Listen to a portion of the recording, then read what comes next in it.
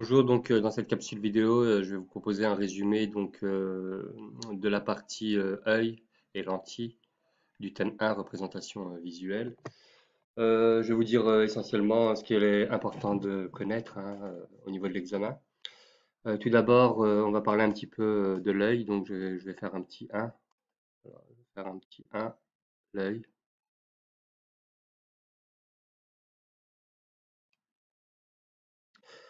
Alors, pour le physicien, qu'est-ce que c'est qu'un œil? Bah, de manière schématique, pour un physicien, il y a le cristallin qui s'apparente à une lentille convergente. Il y a à l'arrière, au fond, il y a la rétine, donc, qui joue le rôle d'un écran, l'écran sur lequel va se former une image. Et le cristallin, donc, je vais noter cristallin, qui va permettre la formation des images sur la rétine.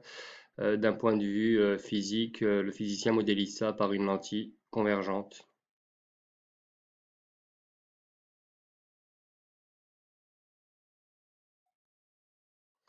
De plus, si on veut, enfin notre œil peut faire rentrer plus ou moins de lumière au niveau du cristallin. Et le réglage de la quantité de lumière qui va rentrer au niveau du cristallin, cette quantité de lumière est réglée par ce qu'on va appeler donc la pupille ou l'iris. Et l'objet physique qui modélise le mieux la pupille, c'est ce qu'on appelle un diaphragme, comme le diaphragme d'un appareil photo. Le diaphragme. Donc voici de quelle manière est modélisé un œil pour un physicien. D'ailleurs, on appelle ça le modèle de l'œil réduit. La manière dont est modélisé un œil pour le physicien, on appelle ça le modèle de l'œil réduit. Alors, le modèle de l'œil réduit, une lentille convergente qui est symbolisée de cette manière-là. Un écran. Alors, les traits ne sont pas très droits, désolé. Un écran. Donc, là, ici, vous avez reconnu une lentille convergente. Et bien sûr, devant, un diaphragme. Donc, voici le modèle de l'œil réduit.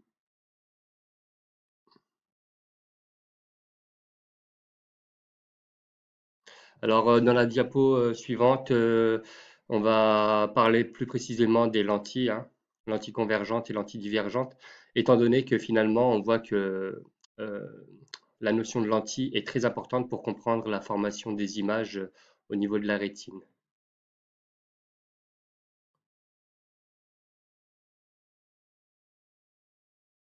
Alors, ce sera mon petit 2, les lentilles.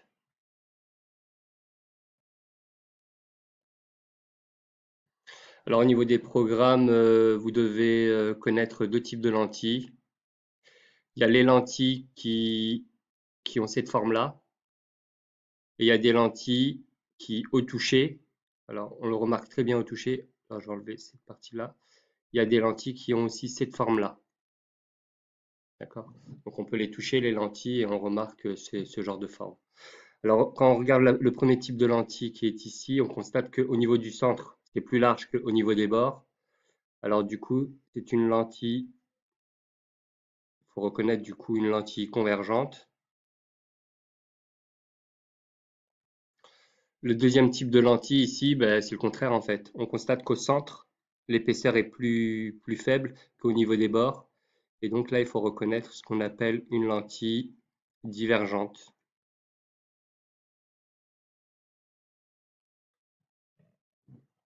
Alors comment se comportent ces lentilles au niveau des faisceaux des rayons lumineux?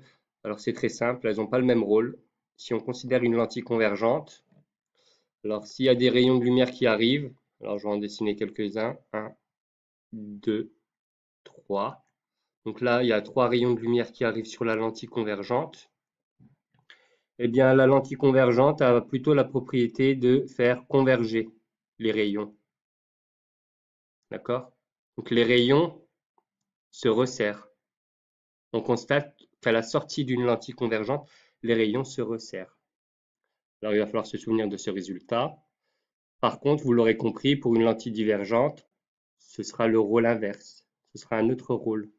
Donc admettons, on considère une lentille divergente et qu'on attaque cette lentille divergente avec des rayons lumineux parallèles.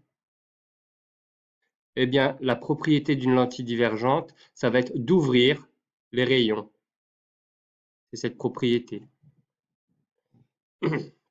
Donc voici ce qui est important de savoir au niveau de différenciation lentille convergente et lentille divergente. Alors dans la diapositive suivante, on va s'intéresser plus précisément aux lentilles convergentes et on va voir l'unique formule, on va parler de l'unique formule qui est à savoir dans ce thème. On va essayer de l'expliquer.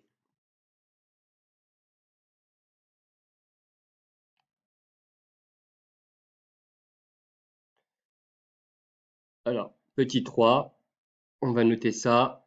La lentille convergente. Alors, on va s'intéresser uniquement à la lentille convergente, hein. Ce qu'on va dire concerne que ce type de lentille, la lentille convergente. Et finalement, c'est ce qui est important de savoir vu que le cristallin se comporte comme une lentille convergente plutôt. Alors, une lentille convergente, on va considérer une lentille convergente. Alors, une lentille convergente est modélisée de cette manière-là, avec deux flèches qui sont comme cela. Un petit rappel tout de même, je vais le mettre au niveau, je vais le mettre sur le côté ici. La lentille divergente, si on doit dessiner une lentille divergente, donc lentille divergente, son symbole est différent. Alors, si on considère une lentille convergente, il faut savoir dessiner trois rayons particuliers. Alors tout d'abord, je voudrais vous indiquer que quand vous dessinez une lentille convergente, vous pouvez représenter trois points très importants. Le centre optique, donc c'est le centre de la lentille. Il y a un point qui est situé à une certaine distance du centre optique, hein. Ce point-là, c'est le point F', c'est le foyer image. Et symétriquement, donc c'est le symétrique par rapport à l'origine, il y a le foyer objet. Alors, les trois rayons que vous devez connaître et dessiner en classe de sciences, en première. Alors voilà, c'est ce premier rayon. Donc là, il y a un rayon qui arrive parallèlement à l'axe optique. Alors, tout rayon qui arrive parallèlement à l'axe optique va passer obligatoirement par le foyer. Alors, j'ai pas très bien dessiné. Vous devrez comprendre que ce rayon passe obligatoirement par le foyer image. C'est comme un théorème. Ensuite, on va considérer un deuxième type de rayon qu'il faut savoir dessiner. Alors, tout rayon, ça c'est aussi un théorème, tout rayon qui va passer par le centre optique, voici un rayon qui passe par le centre optique, tout rayon qui passe par le centre optique n'est pas dévié. Donc, on le continue. Voici ce rayon-là. Dernier théorème à connaître. Si on considère un rayon qui passe par le foyer objet, le voici. Donc voici un rayon qui passe par le foyer objet, qui arrive sur la lentille. Alors, il ne se comporte pas de n'importe quelle manière. Ce rayon va obligatoirement sortir. Alors, je vais essayer de retrouver mon stylet. Il ressort obligatoirement donc en, en étant parallèle. Alors, je vais retirer ça. Il ressort obligatoirement parallèlement à l'axe optique. Voilà. Donc l'axe optique, c'est cet axe-là hein, qui est horizontal, on le note souvent delta. Donc voici ce qu'il y a à savoir au niveau donc, de la construction des rayons au niveau d'une lentille convergente. Alors il y a des définitions aussi. La distance entre O et F', donc on peut mesurer à la règle. Hein. Si on mesure la distance de O jusqu'à F', on mesure à la règle. Ça va être une certaine distance qu'on va convertir en mètres. D'accord? Cette distance-là, on appelle ça la distance focale de la lentille. C'est la distance focale. Et parfois, très souvent d'ailleurs, cette distance focale, hein, donc la distance entre O et F', en physique, on la note avec la lettre petit f'. C'est pareil. Et une fois qu'on a la valeur, une fois qu'on connaît la distance, la valeur de cette distance focale, hein, qui peut se mesurer à la règle, donc sur un schéma avec une échelle, Une fois qu'on a mesuré cette distance focale, on peut calculer une grandeur qui se symbolise avec la lettre grand C en faisant 1 sur f'. Alors il faudra mettre la distance focale en mètres. Et cette nouvelle grandeur-là s'appelle la vergence. Alors l'unité est un petit peu particulière. La vergence, l'unité est en dioptrie. Et ce qui va peut-être vous perturber le plus, c'est la manière dont se note l'unité dioptrie. C'est avec une lettre grecque, c'est le delta. Donc voici en ce qui concerne l'unique formule hein, de ce thème 1, la représentation visuelle. Hein. Euh, donc, euh, euh, formule à connaître absolument.